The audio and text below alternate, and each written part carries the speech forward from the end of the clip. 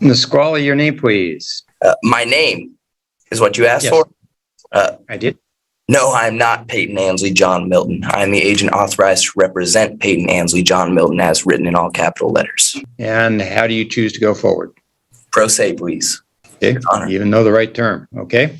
And there's no victim in this alleged crime. I might preface this with, I have gone to anti-kidnapping training. I was inhumanely subject to what I would define as torturous actions. I don't blame the judge, but how can someone argue against reality with such confidence? I don't know how our country got to this point with so many idiots running around, especially these sovereign citizens. Let me know in the comments below what you think this guy's IQ is, as I'm guessing somewhere between room temperature and freezing. Alright guys, today we have one of the dumbest sovereign citizens to ever walk into a courtroom.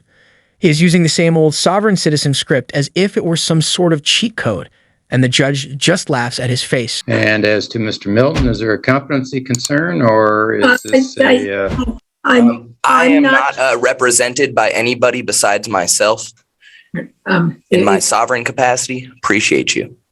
Thank you, Your Honor. I did have an opportunity to speak to him. I read him the reports. Who is him? Don't interrupt.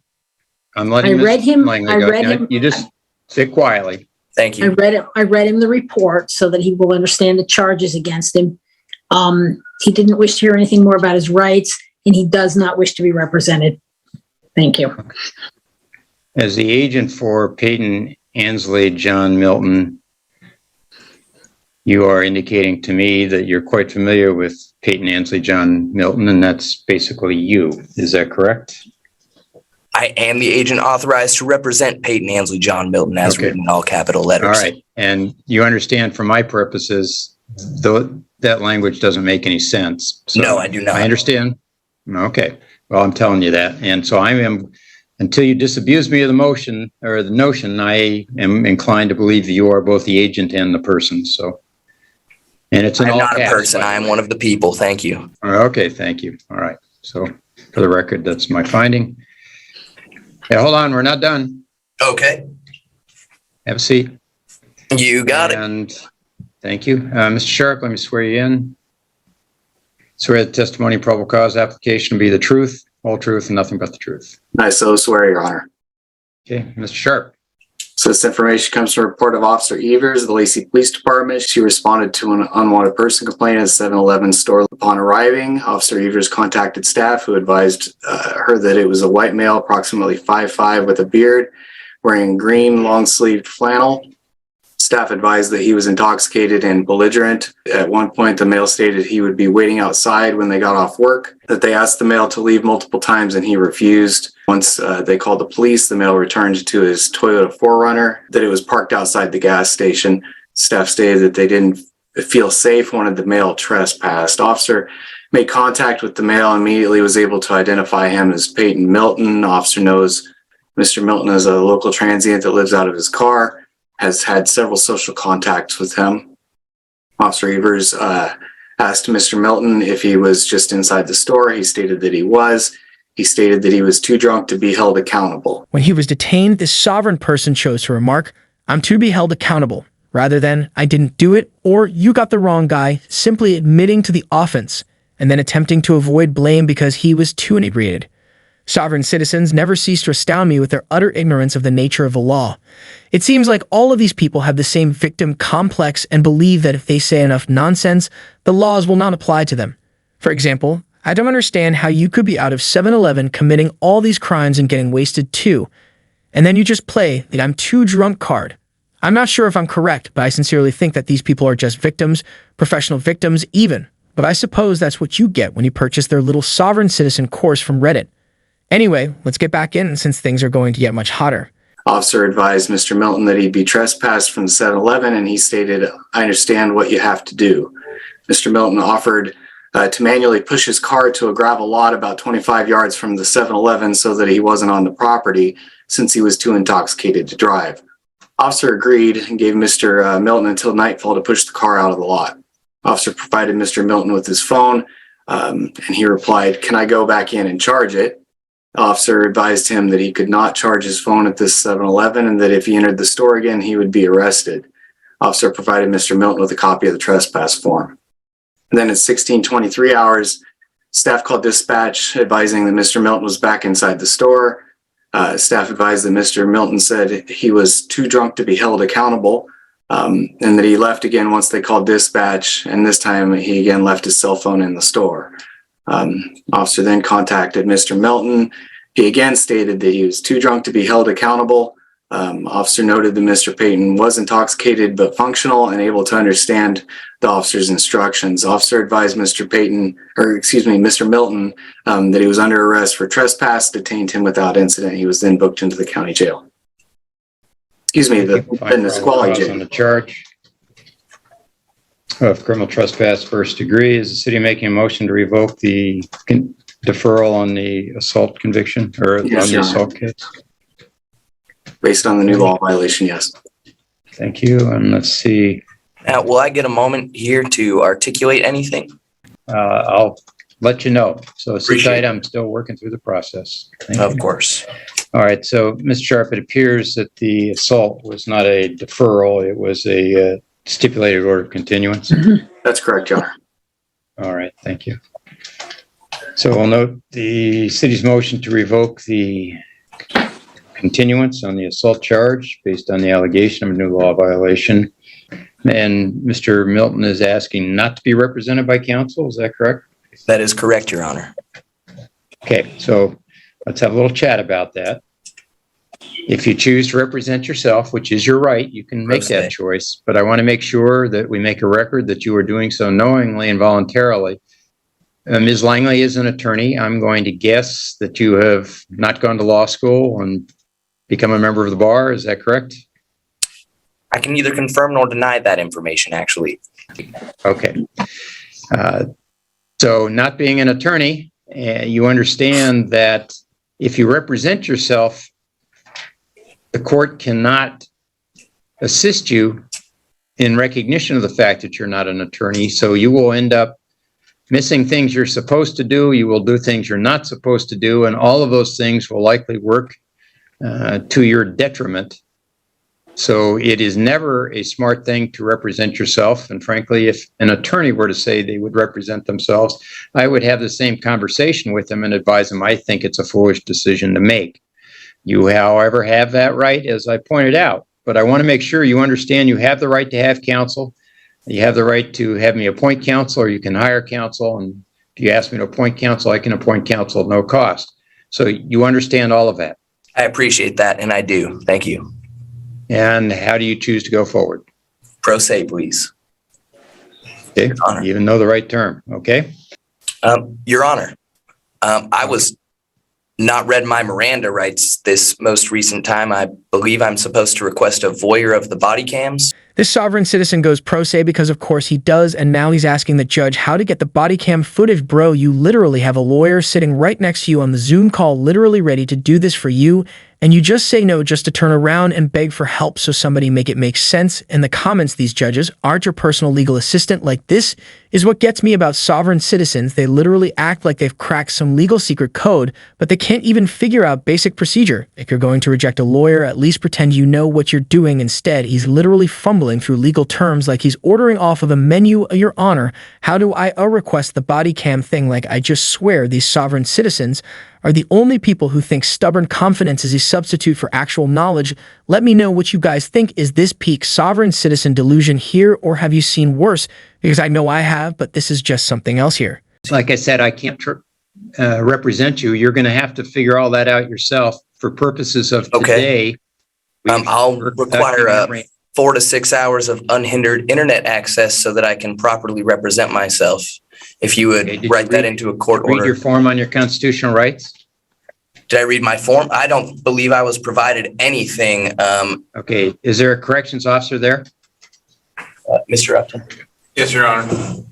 Let's present Mr. Milton a copy of the rights form and have him read it. And then he and I can talk about it. Yes, Your Honor. There's one taped to the desk right in front of me. Okay. Why don't you take a minute and read it? Let me know when you're done reading it, Mr. Milton. Appreciate you.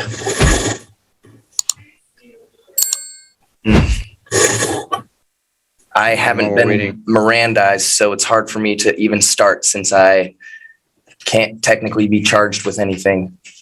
And there's no victim in this alleged crime. I know all I'm asking right now is for you to read the rights and tell me that you have done so. All right.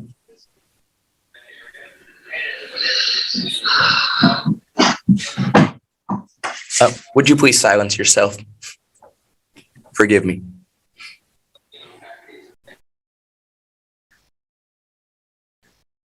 And actually, Ms. Langley, if you'll unmute, because I have some questions for you regarding other cases.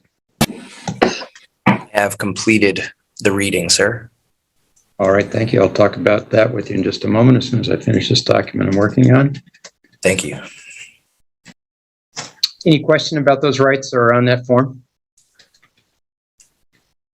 Not particularly. Okay, thank you. All right, so with the question before the court now is whether I'm going to hold you on bail. The city has asked for $500 cash or bond on each case. Just address that issue. Don't address the underlying facts, because to the extent that you do so, any statement you say regarding that can be used against you on these cases. So right now, just address the issue of whether you should be released or not. Appreciate you. Yes, I would like to request being released on personal recognizance. And the reason being is because there were several things articulated in the statement that were absolutely not true. For one, I was not in possession of a cell phone. No worries. I was not in possession of a cell phone, as I had my vehicle, my phone, my computer, my passport, and every physical possession stolen from me last time I was under arrest for defending a senior citizen in this community. The same day that Officer Tittle refused to search the man who stole my key. Okay. Anything else? That's it for now. Okay. Unless you would allow me to fill in some details that they failed to read me my Miranda rights, and I wasn't taking a statement from in both questioned cases in question. All right. So what the case of Miranda tells us is that if you make any statements while under arrest prior to being read your Miranda rights, the prosecutor is limited in its ability to present those statements to the court. It doesn't have any other purpose other than whether something you say can be used against you. That's the whole purpose of Miranda. Doesn't mean they can't go forward with a criminal charge. Oh, I was never aware of that. These sovereign citizens are multiplying like NPCs in a broken video game, and each time one appears, they somehow know less than the last. Is there a secret training camp where they just sit around and practice misinterpreting laws? For example, how can one confidently argue with a judge using zero legal knowledge? It's almost impressive how committed they are to being wrong. Wow, who could have guessed that this sovereign citizen doesn't know the law? I realize that many of you in the comments blame politics for these people, but I'm not even sure what's causing it. It could be social media, something, or YouTube University, or even just a Facebook user named Patriot1776 giving legal advice. Whatever the cause, it's getting out of control. At this point, we might as well start placing bets. How long before one of them tries to use Minecraft law in court? Tell me what you guys think. Why are these sovereign citizens so common in this day and age? Let's get back to the topic. Right, which is one of the reasons you don't want to represent yourself, but I've explained that to you now, but I just want to make sure. So you still wish to represent yourself? Absolutely. Okay. All right. Seem like a sharp guy, so. Appreciate you, Your Honor. Seem dedicated to do it. Okay. Based on the outstanding warrant out of Skagit County, I will hold in $500 cash or bond bail on each case, total $1,000 cash or bond. And I'll remind you, you're to have no contact with the 7-Eleven store. No criminal law violations, not consume any alcohol, marijuana, not enter any bar or tavern. And give me some realistic expectation. Are you going to be able to post bail or likely not? If the minimum that I'm allowed to throw on a bail is $300 and I have to bail out for two things, then I'm certain I would need to acquire a phone number that I don't have in order to make that happen. And so I would have to say that it may be closer to impossible this time around. Okay. Well, you may know from your history that the bail here is usually 10% of what's ordered. So $50 on each case is what a bonding company would want from you. So just, I don't know Cool. whether that Well, I have changes anything or $100. not. Isn't that Okay, all right. Thank you. I will set this for 3 weeks from today at 1:30 in the afternoon, so on Monday, the 24th of April, for what we call a pretrial, Mr. Milton. And at the pretrial hearing, you will have received information from the city prior to that as to any offer to settle the case. Just so you know, you don't have to accept it. But they will be contacting you to give you whatever offer they have.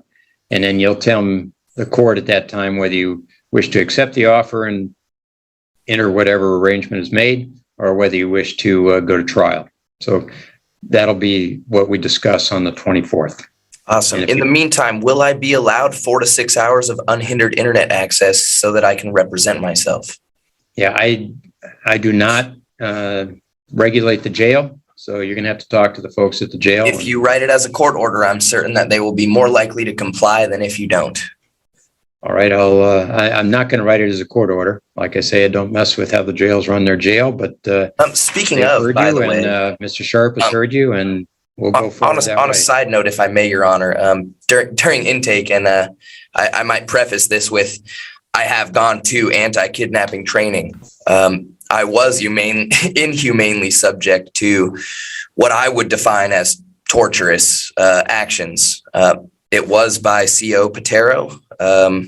I have nothing against the man, but he only sought to escalate a situation physically that could have been de-escalated with a verbal warning, a verbal, hey, knock your stuff off, a verbal.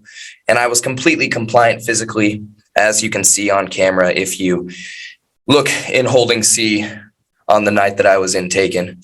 And when I was asked to be picked up and seated, they had refused and told me on their paper that they checked on me every 15 minutes when I was checked on about 3 times the first 2 hours and about twice in the last half an hour. So, All right, we got that. Yep, appreciate you. All right. Thank you. Well, this one was interesting for sure. I actually really enjoyed this case because this judge was just hilarious. His little sarcastic comments had me cracking up the whole time here. I mean, if you guys rewatch this hearing, you'll see him smirking or just trying not to laugh through the whole thing. And honestly, I don't blame him at all. How do you even keep a straight face when a sovereign citizen confidently says they were kidnapped, aka arrested for breaking the law? Like, bro, that's not how words work. You can't just redefine arrest, because it sounds scarier that way. By that logic, getting a speeding ticket is highway robbery and paying taxes is extortion. Actually, they probably believe that too, but seriously, sovereign citizens really live in their own reality. They get put in handcuffs after refusing to follow the law and immediately scream this is illegal, like that's a magic spell that makes things disappear. Getting arrested by police after committing a crime, yeah, that's called consequences, buddy. But these guys just love twisting legal definitions to fit their narrative. And no matter how many times they get corrected, it just double down every single time. Like, how many times do you have to lose in court before you realize maybe, just maybe, you don't actually know the law? But yeah, guys, I absolutely love this hearing here. I'm going to wrap it up here, though. Let me know what you guys thought in the comments below. This case was definitely one for the books, and let me know in the comments how many IQ points you think this guy has. The judge claimed he was a smart guy, but I just don't see it. But yeah, thank you guys for watching. Take care, everybody.